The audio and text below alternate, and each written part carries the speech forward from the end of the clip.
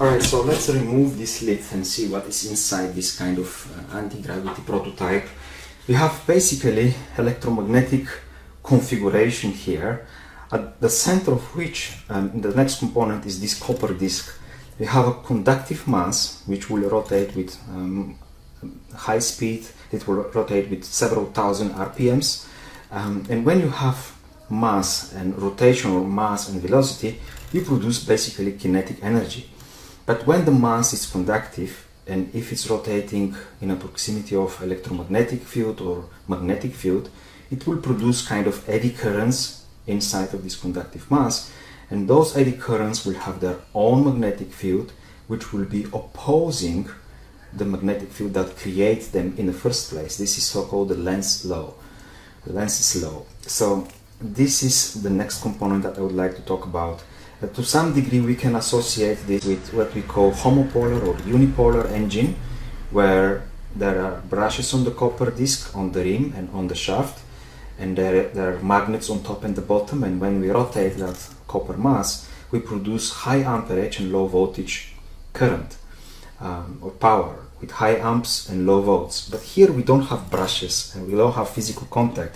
We have induction because there is a very small and tight air gap, and there is no physical connection between the copper disc and the rest of the components except the shaft.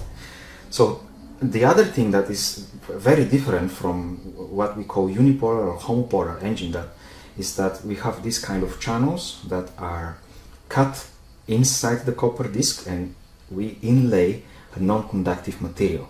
So we have alternating sections of conductive and non-conductive material, different wedges, which kind of serve to create on and off effect and create different phases here on the rim. I have here several discs that I would like to share, to show you. The one that you can see right now, it's very similar to this in my hand. I can flip it like that so you can see. So you can see that these parts are on that side and the other, they just intersect on the rim.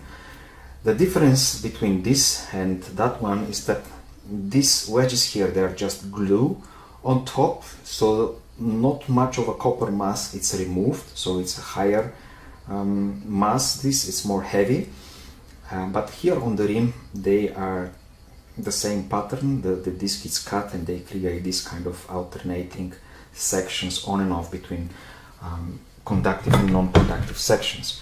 So you can see here that we have a similar one, but here it's a different pattern. Okay, the alternation is slightly different, and the thickness is different. Here we have with much more plates, similar to the second one. You can see the pattern here. This is a solid disc with much more higher frequency alternating wedges. And here we have one that is created of a stack of discs. There are 4 stacks of 3 millimeters each, and you can do it also with stack of discs like that.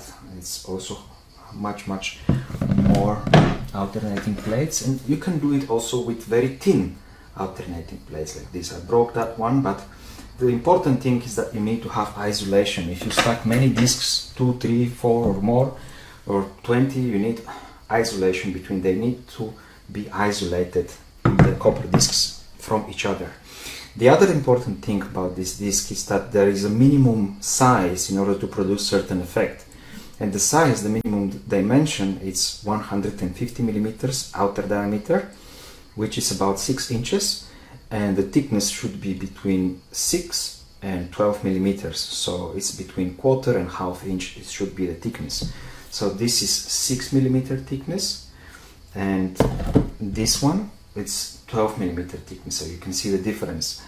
So basically these discs have to rotate pretty fast with several thousand RPMs without gyroscopic leveling, and maybe in another video we will talk about this kind of sleeve coupler, how we can achieve that. But for now I believe that it's enough, because I want to keep the video shorter, and so it's more easy to digest each component one at a time. Thank you for watching, and I will see you in the next video.